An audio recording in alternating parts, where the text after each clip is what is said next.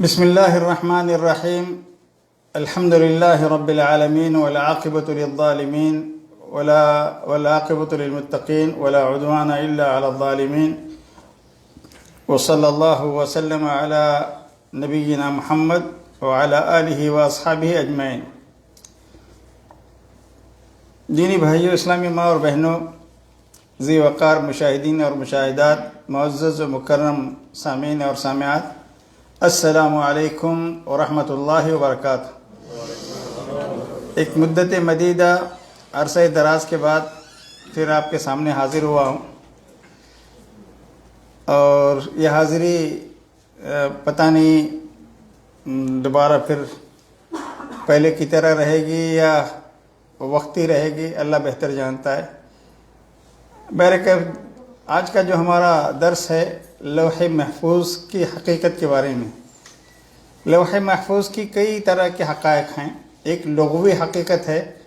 لغت میں نے مغرب سے پہلے بتایا کہ بہت سارے لغویین نے اس کا کیا معنی بیان کیا ہے. خلاصہ میں نے آپ کے سامنے رکھا تھا کہ لوح کہتے ہیں عربی میں تختی کو، جس پہ بچے لکھتے رہتے ہیں چاک پیس وغیرہ سے ابتدائی مرحلوں میں. اور افریقہ کے اکثر ملکوں میں آج بھی قرآن مجید کو پہلے لکھنا ان کو سکھاتے ہیں، پھر وہ لکھی ہوئی آیتیں وہ پڑھتے ہیں، پھر اس کو یاد کرتے ہیں. ان کے یہاں ہماری طرح اتنی شاندار مصاحف قرآن مجید میسر نہیں. تو اللہ کا شکر ہے یہاں ہر چیز بڑی آسانی سے اویلیبل ہے، دستیاب ہے، میسر ہے. لیکن یہ بوتل پانی کا جو آپ کو اتنا خوبصورت بوتل میں صاف ستھرا پانی دیکھ رہے ہیں نا اور پی رہے ہیں، بہت سارے ساتھی 2-4 گھٹ پی لیتے ہیں اور وہیں چھوڑ کے چلے جاتے ہیں. افریقہ کے بعض ملکوں میں 10 کلومیٹر اسی پانی کے ایک بکٹ پانی کو لینے کے لیے پیدل جانا پڑتا ہے. کبھی سائیکل لے کے جاتے ہیں، کہ جس کے پاس گدھا ہے، گھوڑا ہے، جو جانور بھی ہے میسر ہے، اس پہ لے کے جاتے ہیں اور لے کے آتے ہیں پانی. اور بڑے مشکل سے ایک گلاس ایک پیالی پی کے پھر کل تک اس کو حفاظت سے رکھتے ہیں. یہاں اللہ تعالیٰ نے ہمارے لیے فری آف چارج، مفت میں اللہ تعالیٰ نے مہیا کیا. بہت بڑی نعمتیں ہیں. تو بات چل رہی تھی ہماری لوح محفوظ. اس کی ایک لغوی حقیقت ہے. لغت میں اس کو لوح ایسی چیز کو جس پہ کچھ لکھا جاتا ہے، تختی کو کہتے ہیں. اور ایک اس کی شرعی حقیقت ہے. تو شرعی حقیقت کے بارے میں نے آپ کو بتایا، وہ ایک انتہائی پر اسرار کتاب ہے، انتہائی پوشیدہ اور راز والی کتاب ہے. اس راز کو سوائے اللہ کے کوئی نہیں جانتا. اس کتاب میں کیا لکھا ہوا ہے اللہ کے سوا کوئی بھی اس پر مطلع نہیں ہے، آگاہ نہیں. کوئی مقرب ترین فرشتہ بھی ایک ضعیف اثر میں ہے کہ حضرت میکائیل علیہ السلام کو لوح محفوظ کی حفاظت پہ مامور کیا گیا ہے. یہ صحیح نہیں. بعد میں نے وعدہ کیا نا آپ کو، آخر میں درس کے آخر میں بتاؤں گا کہ بہت ساری ضعیف حدیثیں اس سلسلے میں بیان کی جاتی ہیں، تو اس پہ بھی میں آپ کلام کروں گا. تو ہمارا عقیدہ کیا ہونا چاہیے لوح محفوظ کے بارے میں، اور ایمان لانے کا شرعی حکم کیا ہے. تو میں نے بتایا کہ ہم میں سے ہر فرد پر ایمان مجمل واجب ہے، فرض عین ہے. اور ایمان مفصل کس پر واجب ہے، کس پر فرض ہے؟ علماء پر، جن کو دین کی بیسک نالج ہے، عربی زبان اچھی طرح سے جانتے ہیں، قرآن اور حدیث کو، تفسیروں کو، حدیث کو، پیارے نبی صلی اللہ علیہ وسلم کے حدیث کو پڑھ کے سمجھتے ہیں، اس میں تدبر کر کے اس کی تہ تک پہنچتے ہیں. ان پر ایمان مفصل واجب ہے. تو بہرکیف لوح محفوظ کو لوح محفوظ کیوں کہا جاتا ہے، اس کی 4 وجوہات، اور قرآن مجید میں اس کے اور حدیث میں کتنے نام ہیں، تو 8 نام آگے بھی بیان کروں گا.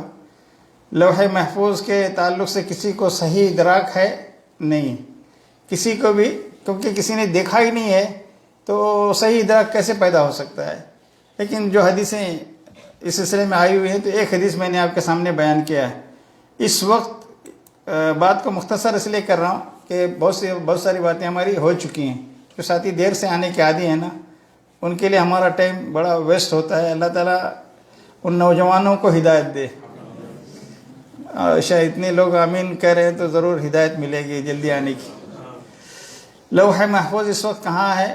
اللہ کے عرش پر داہنی جانب.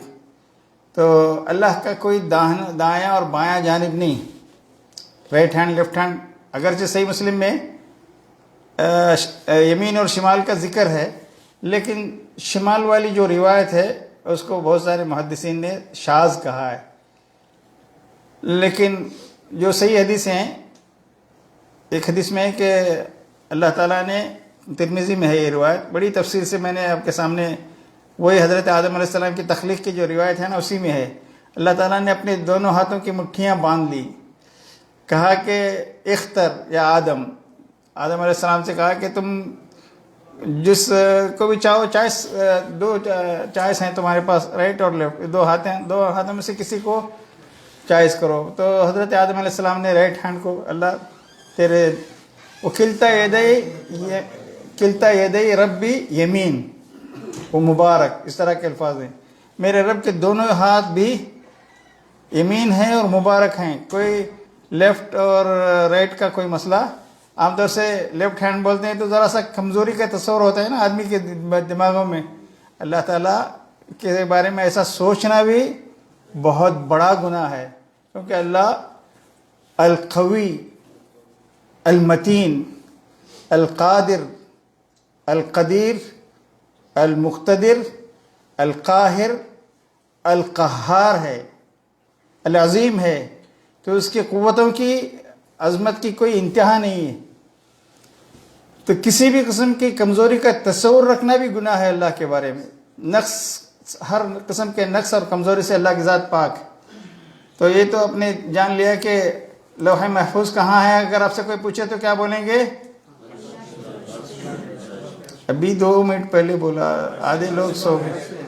اللہ کے عرش پر ہے، دائیں جانب ہے. ٹھیک ہے. لوح محفوظ کس چیز سے بنی ہے یا اسے کس مادی عنصر سے پیدا کیا گیا ہے؟ تھوڑی دیر سے پہلے میں نے بتایا تھا، نور سے اللہ نے اس کو پیدا کیا. لوح. اور کیا چیز ہے جس کو اللہ نے نور سے پیدا کیا ہے؟ قلم کو نور سے پیدا کیا ہے. اور عرش کو اللہ تعالیٰ نے نور سے پیدا کیا ہے. اور فرشتوں کو اللہ تعالیٰ نے نور سے پیدا کیا. یہ ساری نوری مخلوق. ایک خاکی مخلوق ہے جو انسانوں کے شکل میں ہم اور آپ ہیں، اور ایک نوری مخلوق ہیں، یہ میں نے ان کا تذکرہ کیا. اور ایک ناری مخلوق ہیں، جنات اور شیاطین. ان میں 2 انسانوں کو اللہ نے شریعت کا پابند اور مکلف بنایا ہے، انسان اور جنات اور شیاطین کو. لوح محفوظ کتنی بڑی ہے اس کے بارے میں بھی آپ نے سنا ایک روایت، کہ جتنے بڑے آسمان اور زمین ہیں اور کتنی کشادہ ہے، اس کی کشادگی اور چوڑائی بھی جو ہے نا آسمان اور زمین کے برابر ہے. اس روایت پہ محدثین نے کلام کیا ہے، لیکن ایک صحیح روایت میں آپ کے سامنے بیان کروں گا. ابھی تمام مخلوقات میں تخلیق کے اعتبار سے لوح محفوظ کی ترتیب کیا ہے؟ ابھی تھوڑی دیر پہلے بولا تھا میں نے. Number 1، number 2، number 3، number 4. Number 1 عرش عظیم کو اللہ نے پیدا کیا. نمبر 2 پانی کو پیدا کیا. نمبر 3 قلم کو پیدا کیا. نمبر 4 لوح محفوظ کو. اتنا جلدی ابھی مغرب پڑھتے ہی انسانوں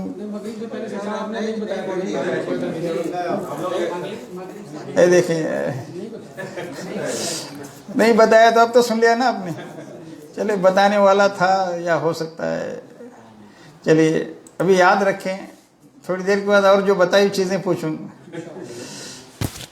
سب سے پہلے لوح محفوظ میں کیا لکھا گیا یہ بھی ہم سنیں گے.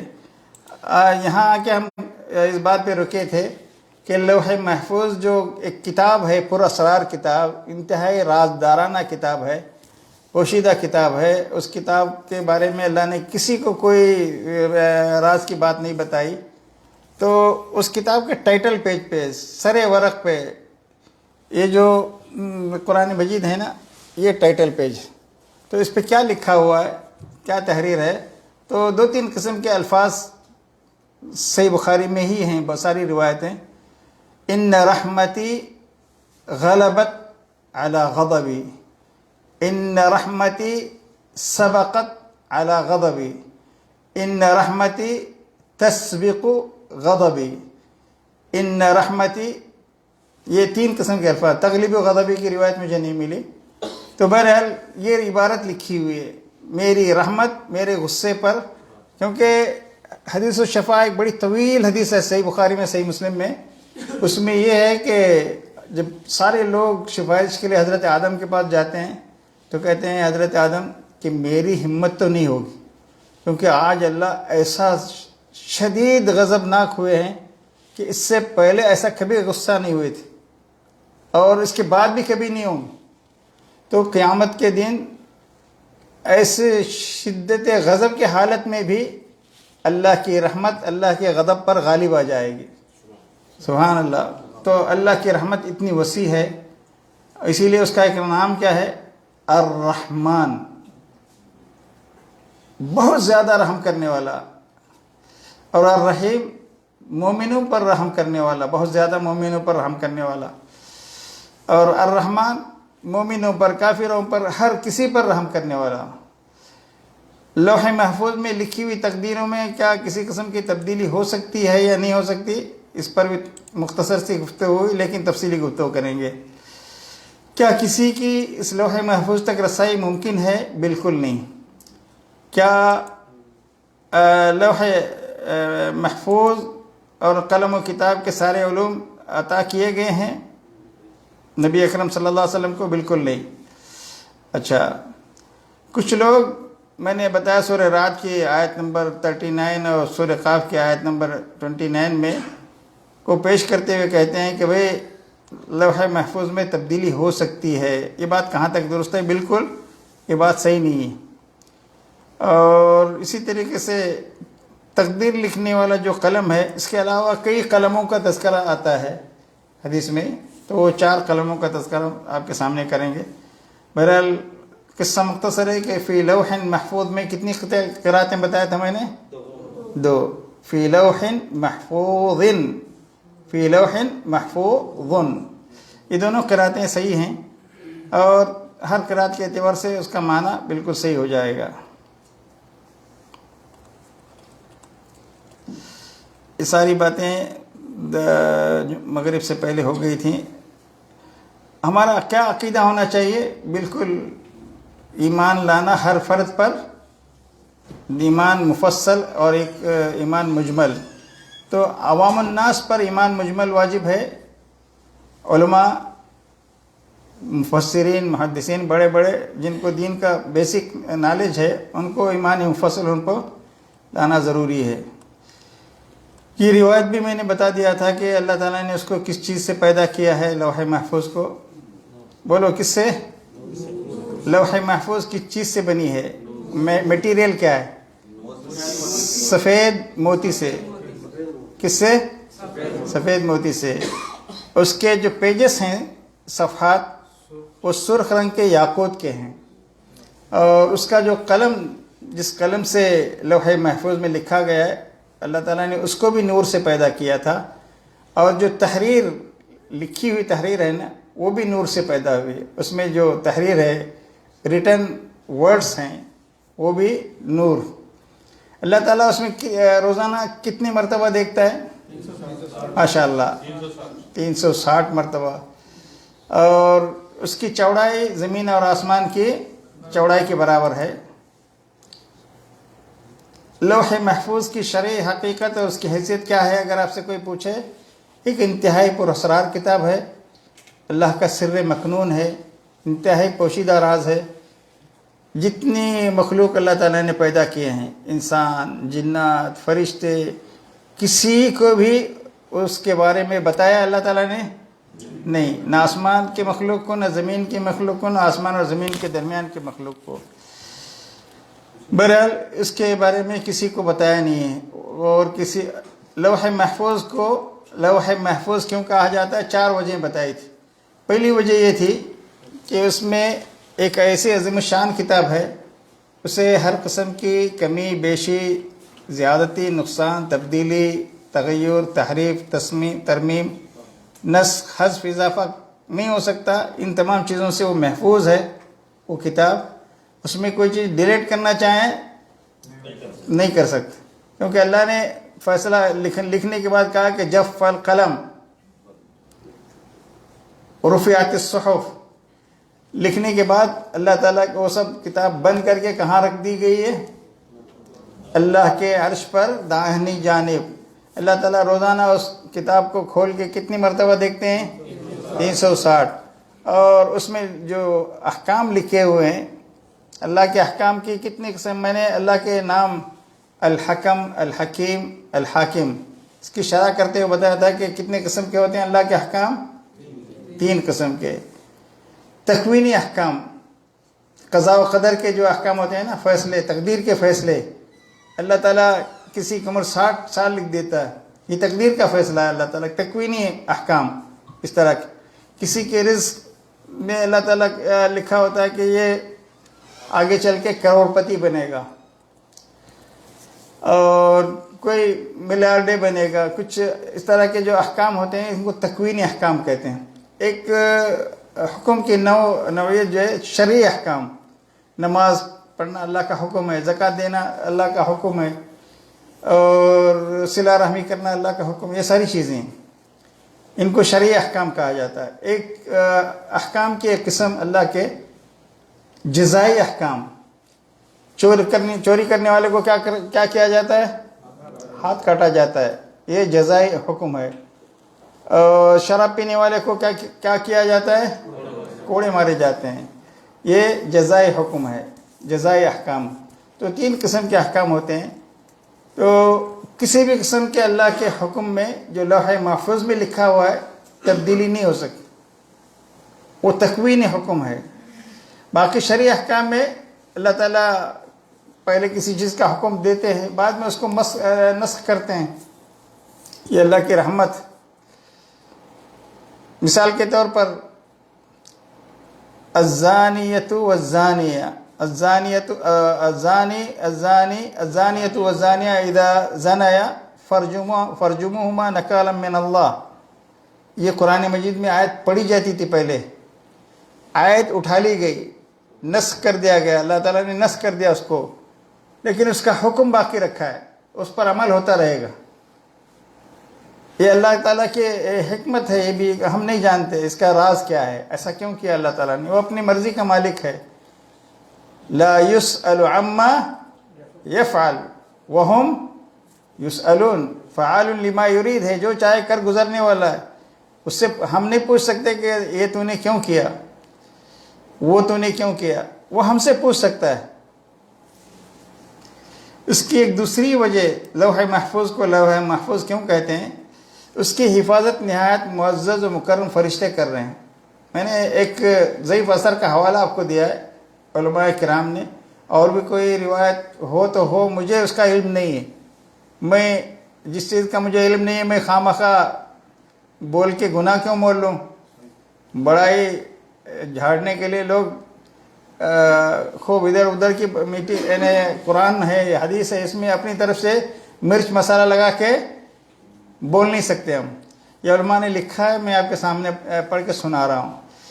اس کی ایک تیسری وجہ ہے شیاطین کی وہاں تک رسائی ممکن نہیں، اور وہ ہر قسم کے لفظی اور معنوی تحریف سے بھی محفوظ ہے۔ اس میں کسی قسم کی نہ لفظی تحریف ہو سکتی ہے نہ معنوی تحریف ہو سکتی ہے، اور شیاطین اس میں کمی اور زیادتی کی قدرت بھی نہیں رکھتے، وہاں تک پہنچ ہی نہیں سکتے، فرشتے نہیں پہنچ سکتے، مقرب فرشتے اور مقرب ترین انبیاء اور رسول نہیں پہنچ سکتے، تو پھر اس میں تبدیلی کا کوئی سوال ہی نہیں۔ اس کی ایک چوتھی وجہ ہے کہ اس میں ماضی، حال اور مستقبل کے تعلق سے جو کائنات، آسمانی کائنات ہے، زمینی کائنات ہے، ان کی جو تقدیریں لکھی جا چکی ہیں اس میں تبدیلی نہیں ہو سکتی۔ اس لیے وہ ایسی کتاب، ایسی محفوظ کتاب اس وقت کہاں ہے؟ میں نے بتایا تھا آپ کو، بولے بچہ بول رہے بلند آواز سے، آپ لوگ جوان ذرا بلند آواز سے بولو، پیچھے بیٹھنے والوں کی آواز نہیں آ رہی۔ اللہ کے عرش پر لکھا ہوا بھی نظر آ رہا ہے، داہنی جانب رکھی ہوئی ہے۔ حضرت مقاتل رحمۃ اللہ علیہ فرمایا کرتے تھے لوح محفوظ عرش کے دائیں یعنی سیدھی جانب ہے۔ یہ تفسیر قرطبی میں ان کی روایت نقل کی ہے۔ اور لوح محفوظ کے ٹائٹل پیج پر سر ورق پر غلاف پر کیا لکھا ہوا ہے؟ صحیح بخاری کے وہ الفاظ میں نے آپ کو بتایا، ان رحمتی سبقت غضبی، ان رحمتی تسبق غضبی، ان رحمتی غلبت غضبی، تغلب و غضب، اس طرح کی کوئی الفاظ مجھے نہیں ملے۔ اور لوح محفوظ کے نام کے تعلق سے میں ابھی آپ کو بتاؤں گا، ترتیب آپ سن لیں۔ سب سے پہلے اللہ تعالیٰ نے، یہ تفصیل میں نہیں جانا، سب سے پہلے اللہ تعالیٰ نے عرش کو پیدا کیا۔ کس کو پیدا کیا؟ عرش کو پیدا کیا۔ کن، اتنی بڑی مخلوقات میں سب سے بڑی کیا چیز ہے؟ اللہ کا عرش ہے۔ کن کے لفظ سے اللہ نے اسے آرڈر دے دیا، وہ پیدا ہو گئی، اس کا وجود دنیا میں آ گیا۔ پھر اللہ تعالیٰ نے پانی کو پیدا کیا، اور اس وقت اللہ کا عرش کہاں ہے؟ پانی پر ہے۔ اور یہ پانی کہاں ہے؟ زمین پر ہے یا آسمان میں ہے؟ کون سے آسمان پر؟ ساتویں آسمان پر۔ جہاں ساتویں آسمان کی چھت ختم ہوتی ہے نا، وہاں سے کوئی حدود کسی کو نہیں پتہ سوائے اللہ کے، کتنی بڑی کائنات ہے اور کتنی وسعت ہے، وسیع ہے۔ اس پر سمندر ہے، سمندر کے اوپر سے، سطح سمندر سے کوئی وزنی چیز، پتھر وغیرہ چھوڑ دیں تو باٹم تک، تہ تک پہنچنے تک کتنے سال لگیں گے؟ 500 سال، ماشاءاللہ 500 سال۔ اور ایک آسمان اور دوسرے آسمان کے درمیان کی جو مسافتیں ہوئی 500 ہے۔ 7 کو 500 پہ ضرب دیں گے تو کتنے ہو گئے؟ 3.5۔ اور یہ سمندر کی 500 سال ملائیں گے تو 4000 سال سمندر کی سطح تک پہنچنے کے لیے۔ اس پر اللہ کا عرش ہے، اور اللہ اپنے عرش پر وہاں مقیم ہے، جلوہ افروز ہے، اس پر استقرار پذیر ہے۔ تیسری چیز اللہ نے جس کو کن کے لفظ سے پیدا کیا وہ قلم ہے۔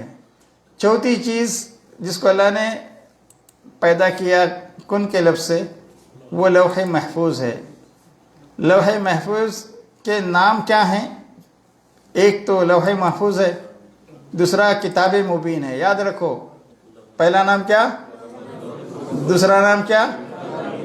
تیسرا نام کتاب مکنون ہے۔ تیسرا نام کیا ہے؟ اچھا، چوتھا نام امام مبین۔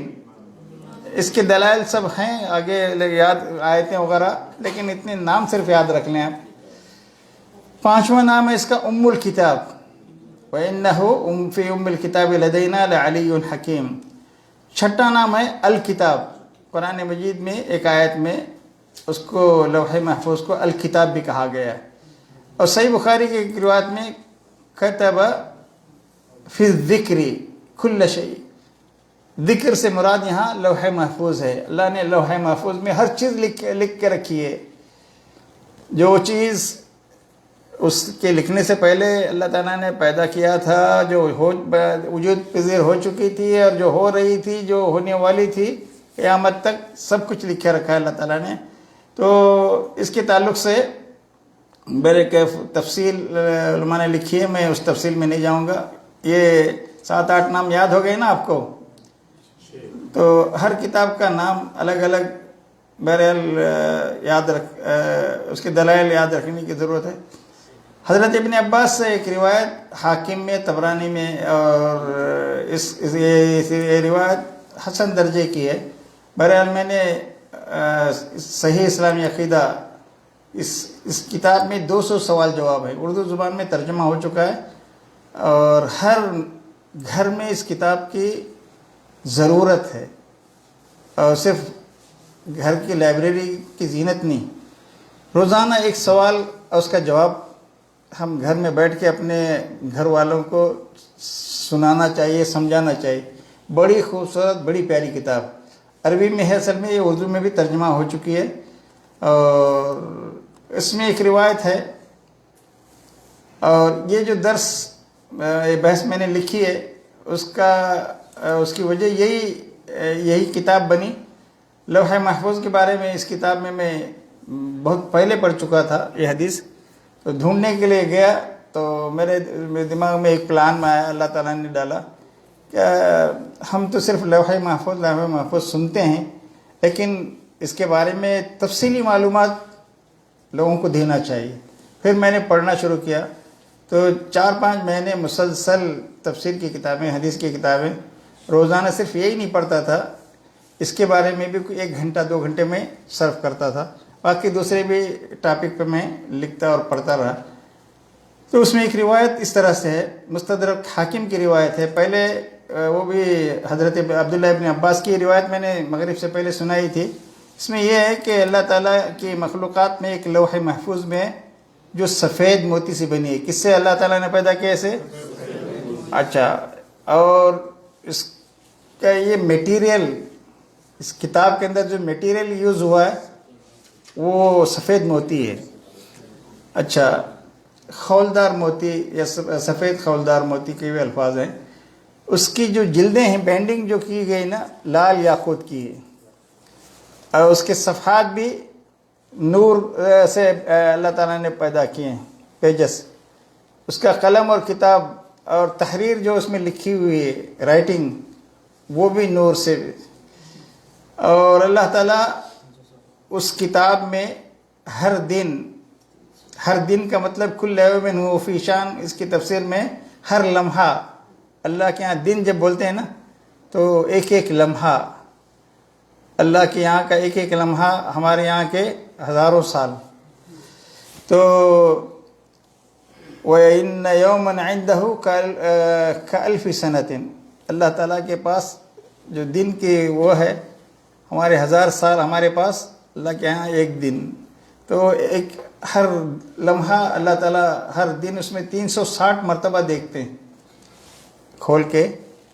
پھر فرشتوں کو آرڈر کرتے ہیں، آج فلاں جگہ اتنی موتیں ہوں گی، فلاں جگہ اتنے بچے، فلاں ملک میں اتنے بچے پیدا ہوں گے، فلاں کی پیدا ہونے والے بچوں کی روزی یہ ہے، ان کی عمریں یہ ہیں، یہ نیک بخت بنیں گے، بدبخت بنیں گے. ساری تفصیلات فرشتوں کے حوالے کی جاتی ہیں. میں نے مغرب سے پہلے بھی بتایا کہ ایک تقدیر ازلی ہوتی ہے.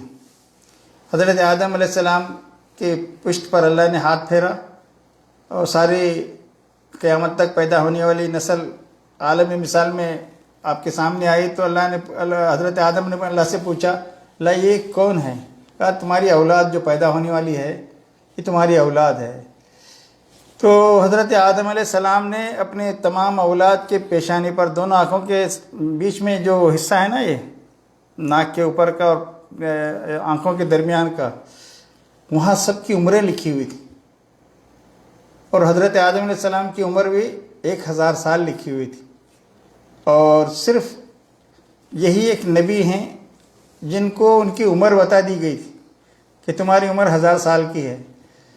تو وہاں حضرت داؤد علیہ السلام کی آنکھیں بڑی خوبصورت چمکدار تھیں. کہ اللہ یہ کون ہے؟ یہ تمہارا بیٹا داؤد، نبی اور بادشاہ بننے والا. بولے اس کی عمر 40 سال لکھی ہوئی ہے، بہت کم ہے. بولے میں نے لکھ دیا، ختم ہو گیا لوح محفوظ میں اتنی ہے. تو میرا بڑا پیارا بیٹا ہے، میری طبیعت چاہ رہی ہے کہ 60 سال میری اپنی زندگی سے دے دوں. ایک دوسری روایت میں کہ 60 سال اس کی عمر لکھی ہوئی تھی ان کی، کہا کہ 40 سال میری عمر میں سے ملک الموت ٹھیک وقت پر آئے. تو کہا کہ عجلت، بڑے جلدی چلے آئے. حضرت آدم علیہ السلام سے ملک الموت نے کہا آپ نے یاد نہیں اپنے بیٹے کو اپنی عمر میں سے 40 سال دے دیے تھے؟ کون سا بیٹا؟ کیسا بیٹا؟ میں کسی داؤد کو نہیں جانتا. فجحد آدم وجحدت ذریتہ، آدم علیہ السلام نے انکار کر دیا، بھول گئے کیا ہوا وعدہ. حضرت آدم علیہ السلام کے بارے میں اللہ نے کہا فَلَمْ نَجِدْ لَهُ عَزْمًا. تو انسانی بشری تقاضا ہے، بھول چک ہوتی ہے، اسی لیے اس کو انسان کہا گیا. اسی دن سے وَمِنْ يَوْمِئِذٍ أُمِرَ النَّاسُ بِالْكِتَابَ. معاملات کے اندر لکھائی پڑھائی کرنے کا جو شرعی حکم ہے وہ کس دن سے؟ حضرت آدم کی شریعت سے، پہلے نبی کی شریعت سے ہی. آج ہم سب سے زیادہ کوتاہی کس معاملے میں کرتے ہیں؟ جی میرے چاچا کا بیٹا ہے، وہ اس سے میں لکھا لوں، میرا بھائی ہے اس سے لکھا لوں. اور جب جھگڑا ہو کے کورٹ کچہری، وہ بھائی پر بھروسہ کر کے دیا تو دیکھو میری زندگی غارت کر دیا. بولتے ہی نہیں بولتے. جب لکھا پڑھی ہو، گواہ ہوں تو آئینہ دکھا سکتے ہیں نا میرے بھائی. بیوی کو بھی دو، خواتین سن رہی ہوں گی معاف کرنا، بیوی شوہر کو بھی دے تو کیا کریں؟ لکھا پڑھی کر کے دستخط لے لیں. اور بھول جائیں تو کیا کریں؟ آئینہ دکھائیں. تو یہ ہوتا ہے. ہر روز 360 مرتبہ اللہ تعالیٰ اس میں دیکھتے ہیں، ہر نظر میں کوئی نہ کوئی مخلوق پیدا کرتا ہے. اللہ تعالیٰ کسی نہ کسی مخلوق کو رزق عطا فرماتا ہے، کسی نہ کسی مخلوق کو زندگی عطا فرماتا ہے، کسی نہ کسی مخلوق کو موت سے ہمکنار فرماتے ہیں، کسی نہ کسی مخلوق کو عزت سے نوازتے ہیں، کسی نہ کسی مخلوق کو ذلت اور رسوائی سے دوچار فرماتا ہے. اسی چیز کو قرآن مجید کی سورہ رحمان میں کہا گیا کل یوم هو فی شأن. بہرحال یہ مخلوقات میں سے کچھ اساسی مخلوقات ہیں اور کچھ غیر اساسی ہیں، فرعی مخلوقات ہیں. ان کی تفصیل میں جانا نہیں چاہتا. اور 4 مخلوقات کے میں چوتھی لوح محفوظ ہے. یہ ترتیب میں نے بتا دیا آپ کو.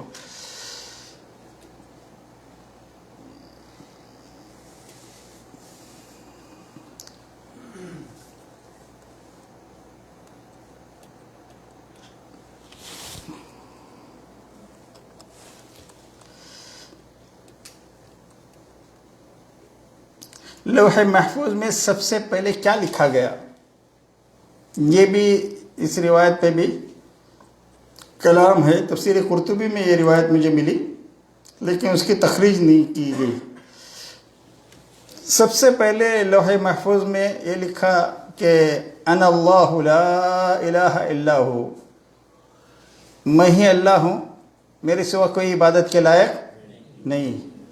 محمد صلی اللہ علیہ وسلم میرے رسول ہیں. جس نے میرے فیصلے کو تسلیم کر لیا، میری نازل کی ہوئی مصیبت پر صبر کیا اور میری نعمتوں کا شکر ادا کیا تو میں نے اس کو صدیق لکھا ہے اور اس کو صدیقین کے ساتھ اٹھاؤں گا. جس نے میرے فیصلے کو تسلیم نہیں کیا، میری نازل کی ہوئی مصیبت پر صبر نہیں کیا، میری نعمتوں کا شکر نہیں کیا، وہ میرے سوا جسے چاہے اپنا معبود بنا لے. یہ تفسیر قرطبی میں یہ بھی روایت موجود ہے. میرے پاس جو نسخہ ہے تفسیر قرطبی کا، وہ اس کی تحقیق ویسی جاندار نہیں ہے جیسے ہونی چاہیے. بہرکیف اس لوح محفوظ کی لمبائی اور چوڑائی کے بارے میں بہت سی روایت ہیں اور ان روایتوں کو میں نے ایک کتاب ہے کتاب العظمہ ابو الاصفہان ابی الشیخ الاصبہانی کی، اس میں روایت تو ملی مجھے لیکن تخریج میں بہت کلام کیا گیا ہے تو مجھے تحقیق کرنے کا موقع نہیں ملا. اس لیے اس کو بس آپ کو بتا دیتا ہوں کہ اس کی لمبائی کے بارے میں آتا ہے کہ 100 سال کی مسافت اس کی لمبائی کی ہے. پھر اس نے اللہ تعالیٰ نے مخلوق کو پیدا کرنے سے پہلے قلم کو پیدا فرمایا اور میری مخلوق کے بارے میں میرا علم لکھ دے تو اللہ نے اسے حکم دے دیا تو قیامت تک ہونے والا سب کچھ لوح محفوظ میں لکھ دیا ہے. اور ایک جید سند کے ساتھ ایک روایت یہ بھی ہے کہ اللہ عز و جل نے لوح محفوظ کو پیدا فرمایا، اس کی لمبائی 100 سال کی مسافت تھی. پھر قلم کو پیدا کرنے کے بعد فرمایا میری مخلوق کے بارے میں اپنا علم لکھو، تو پھر قلم نے وہ سب کچھ لکھ دیا جو کچھ ہو چکا تھا اور جو قیامت تک ہونے والا تھا. یہ روایت امام شوکانی بڑے محدث ہیں اور بڑے مفسر بھی ہیں. ان کی حدیث کی کتاب ہے نیل الاوطار اور تفسیر کی کتاب ہے فتح القدیر اس کی جلد نمبر 5 آخری جلد ہے، سورہ بروج کی تفسیر میں انہوں نے یہ روایت نقل کی ہے۔ اب ایک آخری بات میں آپ کے سامنے یہ رکھنا چاہتا ہوں، یہ مسئلہ عقیدے سے تعلق رکھتا ہے، اور امت اسلامیہ کا ایک بڑا طبقہ نبی اکرم صلی اللہ علیہ وسلم کے بارے میں بہت سے غلط عقائد رکھتے ہیں۔ ایک بڑا طبقہ یا تو جہالت کی وجہ سے، یا پیارے نبی صلی اللہ علیہ وسلم کی شان میں مدح سرائی، تعریف و توصیف میں حد درجے تجاوز کرنے کی وجہ سے، اور آپ کے شان میں غلو کرنے کی وجہ سے اس طرح کا وہ عقیدہ رکھتے ہیں۔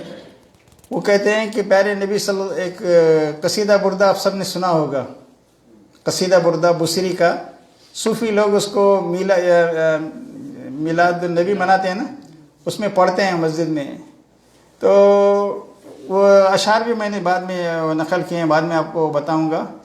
اس میں ہے کہ وہ من علومک اللوح والقلم من جودک بہرحال پیارے نبی صلی اللہ علیہ وسلم کے بارے میں ان کا عقیدہ ہے کہ لوح محفوظ، کتاب اور قلم کے سارے علوم پیارے نبی کو دے دیے گئے تھے۔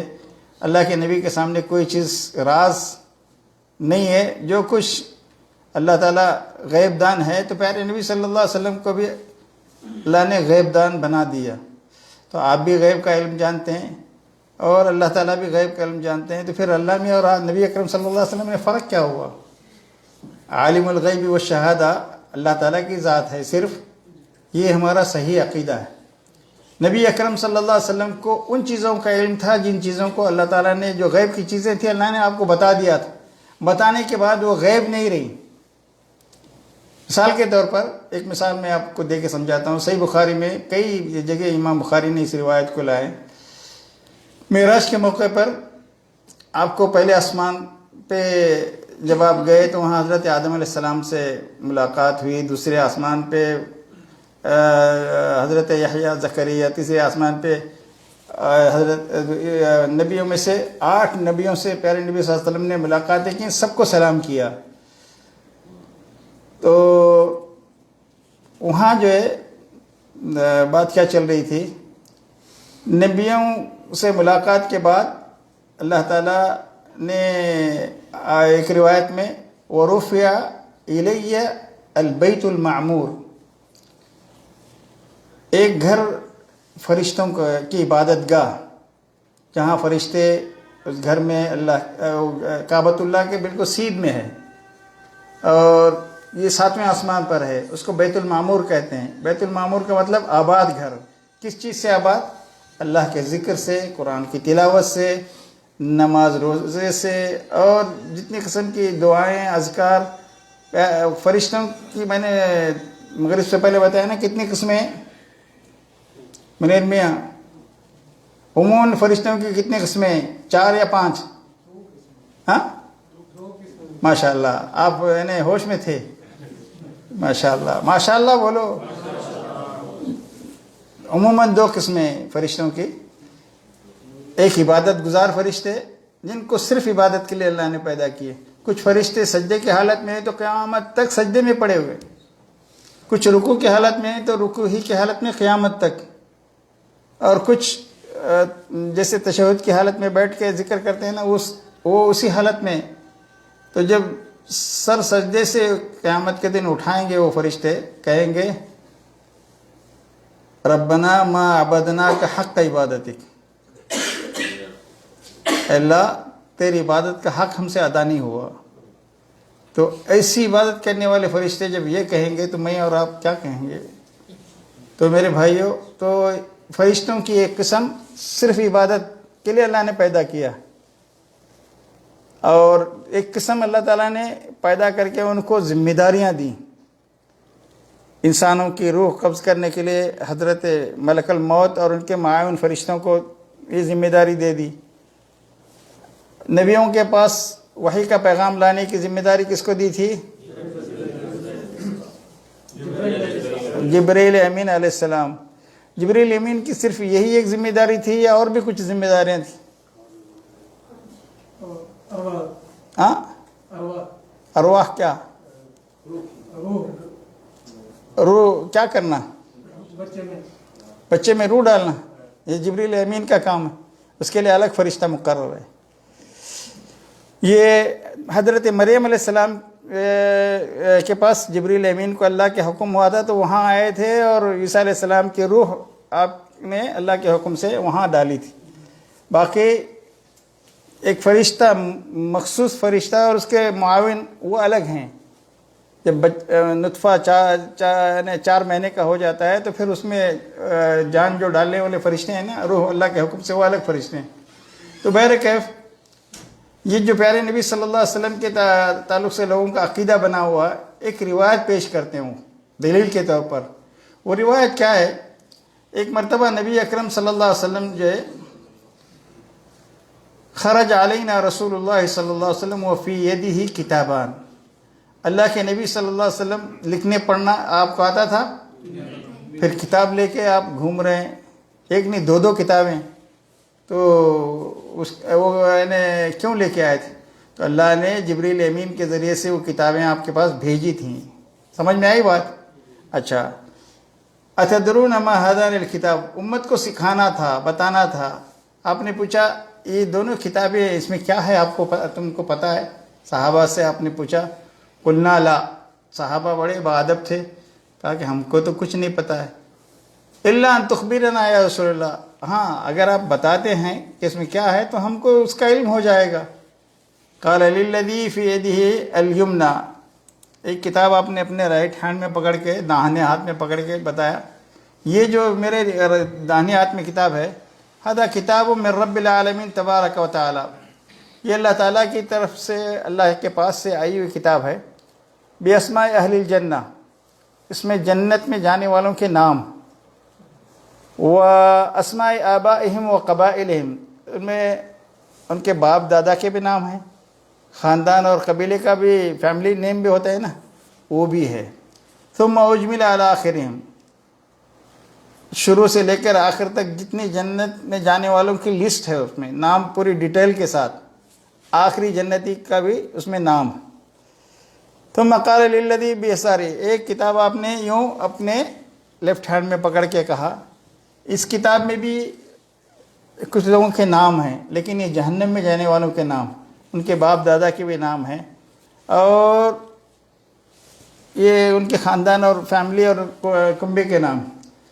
اس میں جنت میں جانے والوں کے ناموں میں سے کوئی چیز ایڈ نہیں کر سکتے، جہنم میں جانے والوں کے اس میں سے بھی، اس میں سے کمی کر کے اس میں، اور اس میں سے اضافہ بالکل نہیں، جو جس میں ہے وہ اسی میں جائے گا۔ پھر آپ نے فرمایا، فقال اصحاب رسول اللہ صلی اللہ علیہ وسلم فلأي شيء اذا نعمل، جب آلریڈی اللہ نے فیصلہ کر دیا ہے کہ جنت میں اور جہنم میں جانے والوں کے نام، ان کے خاندان، ان کے باپ دادا، سب کے نام آلریڈی لوح محفوظ میں لکھے جا چکے ہیں، اسی لوح محفوظ کی ایک کاپی پیارے نبی صلی اللہ علیہ وسلم کے ہاتھ میں جبریل امین نے لا کے بتایا کہ یہ اس طرح کی چیزیں ان کو، امت کو بتاؤ۔ لوگوں نے کہا پھر عمل کیوں کریں، ہم جنت میں جانا ہے تو جانا ہی ہے، عمل کریں نہ کریں۔ پیارے نبی صلی اللہ علیہ وسلم نے اللہ کے حکم سے بتایا، ہر ایک کو، جنتی کو جنت کے اعمال آسان کر دیے جاتے ہیں، جہنمی کو جہنم کے اعمال آسان کر دیے جاتے ہیں، لیکن اللہ اپنے عدل سے، اپنی رحمت سے جس کو جنت میں بھیجنا چاہتا ہے تو اس کے لیے مرتے وقت جنتی کو جنت کا کوئی عمل کی توفیق دیتا ہے، جس کی بیسک پہ وہ نیک عمل کر کے مر جاتا ہے، اسی کو حسن خاتمہ کہتے ہیں نا۔ اور جہنمی کو بہت سے نیک کام کرنے والا بھی انسان نظر آئے گا، لیکن آخر میں جہنم میں جانے والا کوئی کام کر کے مر جاتا ہے۔ تو آپ کے سامنے میں نے ایک واقعہ بیان کیا تھا، یاد ہوگا آپ کو، ریاض میں ایک شرابی تھا، روزانہ اس کا کام ہی یہ تھا کہ گھر کو جب آتا تھا تو شام میں فیملی کے لیے کھانا لے کے آتا تھا، تو ساتھ میں ایک بوتل کھانے کے بعد پی کے سونے کے لیے، اور پڑوس میں ایک بیوہ تھی، غریب، اس کے بچے تھے، شوہر کا انتقال ہو چکا تھا، اگرچہ وہ شرابی تھا لیکن کبھی اس بیوہ کی طرف غلط نگاہ اٹھا کے نہیں دیکھا تھا اس نے، اور کھانا دروازے پہ لٹکا کے یوں دستک دے کے اندر اپنے گھر میں چلے جاتا تھا۔ اس کی موت کا جب وقت آیا تو اللہ تعالیٰ نے ایک اسی شہر کے ایک انسان کے خواب میں وہ آنا شروع ہوا کہ فلاں آدمی کو تم عمرہ کراؤ، اس کا یہ ٹیلی فون نمبر ہے۔ پہلے دن خواب دیکھنے کے بعد بولے شیطانی وسوسہ کچھ ہوگا، یہ کیا عمرہ کرانے کا، اور ٹیلی فون نمبر یاد نہیں رہا۔ جا کے اس نے مسجد کے امام سے پوچھا تو اگلی بار اگر اسی طرح کا خواب آئے تو دھیان سے ٹیلی فون نمبر ذرا یاد کر لینا۔ دوسرے دن پھر وہی خواب آیا، اب کی بار اس کو ٹیلی فون نمبر یاد رہ گیا اور فوراً اس نے لکھ لیا اور جا کے امام صاحب کو بتایا۔ تو ٹھیک ہے، اور انتظار کرو، اگر نیک خواب ہوگا تو پھر ہو سکتا ہے دوبارہ بھی آئے۔ تیسری مرتبہ جب آیا تو پکی بات، وہی نمبر، وہی چہرہ، سب کچھ۔ کہا کہ اس نمبر پہ ٹیلی فون کر کے تم بتاؤ کہ مجھے اس طرح کا خواب آیا، تم کو عمرہ کرانا چاہتا ہوں۔ خوب پی کے مست نشے میں تھا، کون سا عمرہ، کدھر کا عمرہ، کیسی نماز، تو بچپن سے ابھی تک میں نے کوئی مسجد بھی نہیں دیکھی، کوئی نماز بھی نہیں پڑھی، عیدین بھی نہیں پڑھتا، تو ابھی عمرہ کرنے کی بات کر رہے ہیں آپ؟ نہیں، مجھے آپ کو عمرہ کرانا ہی ہے، میں اپنے خرچ پہ کراؤں گا، ٹکٹ ہوائی جہاز سے لے جاؤں گا، واپس تم کو لاؤں گا اور تم کو گھر تک پہنچانے کی میری ذمہ داری۔ لے کے گئے، تیار ہوا، وہ اللہ تعالیٰ نے اس کو ہدایت دینی تھی، لے کے گئے، مکہ میں آئے، عمرہ کیے۔ عمرہ کرنے کے بعد اس نے کہا زندگی میں اتنا پاپ کیا ہے، اتنا پیا ہے، اتنا گالی دیا ہے، اتنا بیوی بچوں کو مارا ہے، اور کس کو کیا کچھ نہیں کیا ہے، سر سجدے میں رکھ کے توبہ کرتا ہوں۔ 2 رکعت نفل، ابھی پھر شاید آنے کی توفیق نہ ہو، 2 رکعت پڑھ کے میں ذرا سا پڑھنے کا موقع دیا مجھے دے۔ کہا 2 نہیں، ابھی جتنی مرضی کرے پڑھ لیں، انتظار کر رہا ہوں۔ پہلی رکعت کے سجدے میں گیا تو اٹھا ہی نہیں۔ کہاں؟ حرم میں، کعبے کے سامنے، مقام ابراہیم کو نے سامنے کھڑے ہو کے۔ تو اس طرح کے اللہ کے فیصلے، بظاہر ایک انسان برا تھا۔ اچھا، وہ جو بیوہ تھی روزانہ اس کو وہی ایک ہی دعا دیتی تھی، اللہ تیرا بھلا کرے، تیرا خاتمہ بالخیر فرمائے، اللہ تیرا بھلا کرے، تیرے بچوں کی حفاظت کرے، تیرے خاندان والوں کی حفاظت کرے، تیرا خاتمہ بالخیر فرمائے۔ کیونکہ اس کو ڈر تھا کہ یہ شرابی ہے، کہیں راستے پہ پڑ کے مر جائے تو بری موت مرے گا۔ تو اس بیوہ اور یتیموں کی دعاؤں کا نتیجہ تھا کہ اس کی موت کہاں ہوئی؟ سبحان اللہ۔ تو ہم کسی کے بارے میں نہیں کہہ سکتے، کسی کے بارے میں نہیں کہہ سکتے، کتنا بھی برا کیوں نہ ہو، اس کا خاتمہ کیسے ہوگا، کیا ہوگا، کوئی نہیں جانتا۔ جہاد میں شہید ہونے کے بارے میں آپ نے کیا کہا؟ یہ جہنمی ہے نا، ایک واقعہ، یہ جہنمی ہے۔ صحابہ نے بہت بہترین جہاد کر رہے تھے اور بہادری کے ایسے جوہر دکھا رہے تھے، وہ شخص کہا کہ اللہ کے نبی جہنمی ہے بتا رہے ہیں تو اس کا پیچھا کرنا چاہیے، دیکھنا چاہیے۔ ایک موقع پر زخم بہت زیادہ گہرا ہے تو برداشت نہ کر کے اپنی تلوار کو ہی اپنے سینے میں رکھ کے اس پہ لیٹ گیا اور خودکشی کر لی۔ مرنا ہی تھا تو جو تھوڑی دیر کے بعد تکلیف برداشت کر لیتے تو موت تو ایسے بھی آنی تھی، لیکن خودکشی، تکلیف کو برداشت نہیں، خودکشی۔ اور اللہ کے نبی نے اس کے بارے میں کیا پیشن گوئی کی تھی؟ یہ جہنمی ہے۔ آپ ہاں، تو پیارے نبی صلی اللہ علیہ وسلم کو بتایا گیا تھا۔ اب غیب کا علم نہیں، تو کچھ غیب دان کہنے والے لوگ اس طرح کے واقعات پیش کرتے ہیں۔ اللہ تعالیٰ کی طرف سے جب تک آپ کو بتایا نہیں جاتا، وما ينطق عن الهوى ان هو الا وحی یوحی، تو بہرکیف یہ جو حدیث کی کتابیں ہیں، اس طرح کی حدیث کو سامنے رکھ کے لوگ کہتے ہیں کہ اللہ کے نبی کو جنتیوں کا بھی علم دیا گیا تھا، جہنمیوں کا بھی علم دیا، جبریل امین نے لا کے دیا تو آپ کو پڑھنا آتا تھا؟ بتایا کہ اس میں جنتیوں کے نام ہیں، آپ نے کسی کا نام لے کے بتایا کہ یہ پہلا نام یہ، دوسرا نام یہ، سارے گنائے نہیں، ایک تمثیل لوگوں کو سمجھ میں آنے کے لیے۔ کہ لوح محفوظ میں جنتیوں کا بھی ریکارڈ ہے، جہنمیوں کا بھی ریکارڈ ہے۔ بہرحال کچھ لوگ معراج کے موقع پر نبی اکرم صلی اللہ علیہ وسلم کو جب اللہ تعالیٰ کا آسمان پر بلاوا آیا تو کچھ تفسیروں میں بھی لکھا ہوا ہے، اور یہ تفسیریں جی اس حدیث کی صحت کیا ہے جو آپ جو حدیث بیان کیے ہیں، اس کی صحت کے بارے میں آپ کون سی حدیث؟ یہی جو ابھی جس میں 2 کتابوں کا ذکر بتا یہ ترمذی کی حدیث ہے، صحیح حدیث ہے۔ جامع ترمذی باب ما جاء ان اللہ کتب کتابا لأہل الجنت و اہل النار، یہ حدیث نمبر 2141 2141، یہ صحیح حدیث ہے اور ترمذی میں موجود ہے، 4 جلدوں میں چھپی ہے دارالسلام سے شرح کے ساتھ۔ تو ایک حکایت یہ بیان کی جاتی ہے، اللہ کے نبی جب معراج میں پہنچے تو آپ کو سدرۃ المنتہا سے آگے جب جبریل امین نے کہا میں یہاں میرے آگے تک رسائی نہیں ہے، آپ آگے جائیں، کیونکہ اللہ سے ہم کلامی کا شرف حاصل ہونا تھا پیارے نبی صلی اللہ علیہ وسلم کو۔ تو جب آپ سدرۃ المنتہا سے آگے بڑھے تو لوگ جو ہے نا اس طرح کی چیزیں لکھتے ہیں کہ اللہ نے عرش پر بلایا، آپ اپنے جوتے نکال کے عرش پر جا رہے تھے تو کہا نہیں جوتے سمیت ہی آ کے بیٹھو عرش پر۔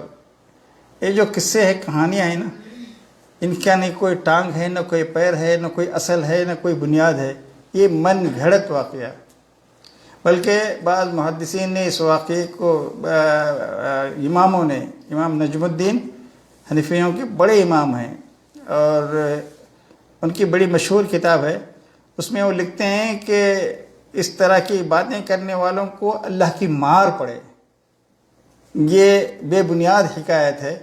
اور صحیح بخاری کے جو شارح ہیں نا ابو محمد عبد الستار الحماد حفظہ اللہ، انہوں نے بھی کتاب التوحید میں، میں آپ تمام کو جب کتاب التوحید پڑھا رہا تھا تو اس میں کہا کہ حکایت بے سر و پا ہے، یعنی اس کی کوئی ٹانگ نہیں، کوئی چین نہیں ہے، کوئی سلسلہ نہیں، کوئی سند نہیں ہے۔ اور ہمارے دین کی جو بنیاد ہے نا میرے بھائی، علم وحی پر ہے، اور علم وحی کا جو سلسلہ ہے وہ چین، سند، متن اللہ کے نبی سے کس نے سنا، اور اللہ کے نبی نے بعض حدیثیں اللہ سے روایت کی ہیں، جبریل امین نے وہ الفاظ اللہ سے سن کے آئے اور اللہ کے نبی کو بتائے تھے، تو اس کو حدیث قدسی کہتے ہیں۔ قرآن میں اور حدیث قدسی میں 10 قسم کے فرق ہیں، میں نے بتایا تھا آپ کو۔ تو بہرکیف رسول اللہ صلی اللہ علیہ وسلم کو اسی بات کا علم تھا جس کا علم اللہ نے آپ کو نبی بحیثیت نبی ہو کہ آپ کو بتا دیا تھا، اور جس آپ کو پہلے سے کسی چیز کا غیبی علم نہیں تھا۔ بہرحال اس طرح کی جو معلومات ہیں، لوگ جو یہ کہتے ہیں کہ آپ خود بھی احمد رضا خان کی جو تفسیر ہے اس میں فی لوح محفوظ اور سورہ لقمان کی، سورہ انعام کی جو آیت ہے وعنده مفاتیح الغیب، اس کے بارے میں کہتے ہیں کہ یہ خصوصیت صرف اور صرف اللہ رب العالمین کی، کہ اس کے اندر کیا ہے کسی کو معلوم نہیں۔ لیکن جو علماء کسی بھی مسلک یا فرقے سے تعلق رکھنے والے کیوں نہ ہوں، بے بنیاد بات بغیر کسی سند کے کرتے ہیں، تو کتنی بھی بڑی پگڑی پہنے، کتنے بھی بڑا جبہ قبہ اور 1000 دانے کی تسبیح لے کے بھی بیٹھیں اسٹیج پہ، تو ان کی بات کو بولو بالکل نہیں مانے، کیونکہ یہ عقیدے کا مسئلہ ہے۔ عقیدے میں رزلٹ کیسا ہونا چاہیے؟ 99.9 چلے گا؟ کتنا؟ 100%۔ بہرکیف ساتھیو، یہ دیکھیں جو میں بات کر رہا تھا نا قصیدہ بردہ کی، یا اکرم الخلق مالی من الوذ به سواك عند حدوث الحادث العمم ان لم تكن في معاد آخذا بيدي فضلا وإلا فقل يا زلة القدم فإن من جودك الدنيا وضرتها فإن من جودك الدنيا وضرتها ومن علومك علم اللوح والقلم۔ پیارے نبی صلی اللہ علیہ وسلم کے بارے میں کہتے ہیں کہ میں آپ کے سوا کس سے پناہ حاصل کر سکتا ہوں؟ اللہ کہاں گیا؟ مصیبت میں کس کو پکارنا چاہیے؟ کس کی پناہ لینی چاہیے؟ تو اللہ کی چھوڑ کے اللہ کے نبی؟ میرے بھائیوں بالکل نہیں. اور یہ کہہ رہا ہے کہ دنیا اور آخرت کے سارے علوم، لوح اور قلم کے سارے علوم آپ کے علم کا ایک حصہ ہیں، ایک حصہ، ایک جز. باقی کتنا آپ کو علم دیا گیا تھا.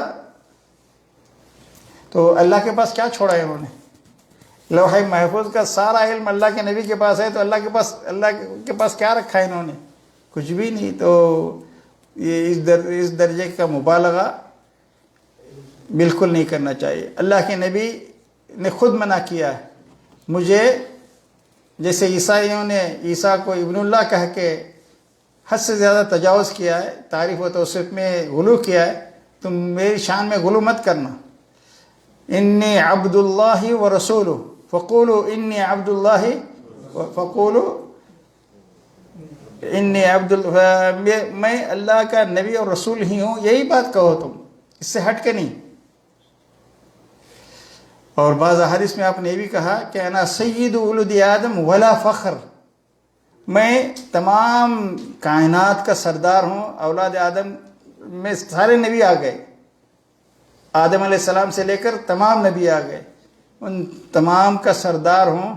اور وَبِيَدِي لِوَاءُ الْحَمْدِ، میرے ہاتھ میں حمد کا جھنڈا ہوگا، اور سارے انبیاء میرے حمد کے جھنڈے تلے ہوں، بلکہ سارے کائنات کے لوگ میرے حمد کے جھنڈے تلے ہوں گے قیامت کے دن. اتنا ہونے کے باوجود آپ نے کیا کہا؟ ولا فخر. یہ فخر کے طور پر نہیں، تحدیث نعمت کے طور پر بیان کر رہا ہوں، اور ریاکاری کے طور پر نہیں، بڑائی یا شان جتانے کے لیے نہیں. اللہ کے نبی بڑے متواضع، بہت متواضع انسان تھے.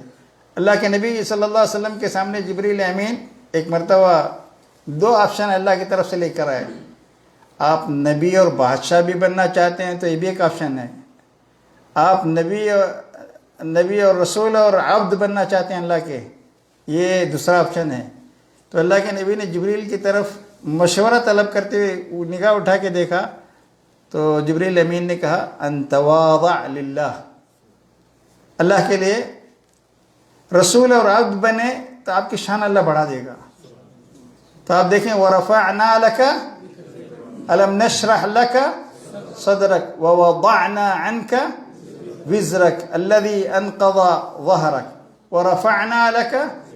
آج ساری دنیا میں جب اذان ہوتی ہے 5 مرتبہ اقامت ہوتی ہے تو اللہ کے نام کے ساتھ آپ کا نام لیا جا رہا ہے کہ نہیں لیا جا رہا ہے؟ نمازوں میں درود ہم پڑھتے ہیں، اللہم صلی علی محمد پڑھتے ہیں، صبح شام کے اذکار میں درود پڑھتے ہیں.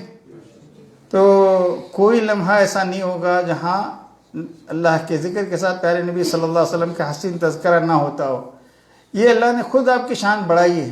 جیسے آپ کی تعریف کرنے کا حق ہے، ہمیں ویسے کرنا چاہیے. آپ کے تعریف میں زمین آسمان کے قلابے ملا کر اللہ نے اپنے بازو میں عرش پہ بٹھایا تھا اور جوتے پہن کر یہ آؤ بولا. اس قسم کی باتیں میرے بھائیوں یہ زیب نہیں دیتی، یہ حدیثوں سے ہمارے عقیدے سے ٹکراتی ہیں. تو بہرکیف بڑی تفصیل ہے اس سلسلے میں. اذان کب ہوتی ہے؟ ہو گئی. نماز بھی ہو گئی. نماز نہیں ہوئی تو نماز پڑھ لیتے ہیں. منیر بھائی نے نہیں کہا تو چلنے دیں ابھی کیا. چلے اللہ تعالیٰ آسانی فرمائے.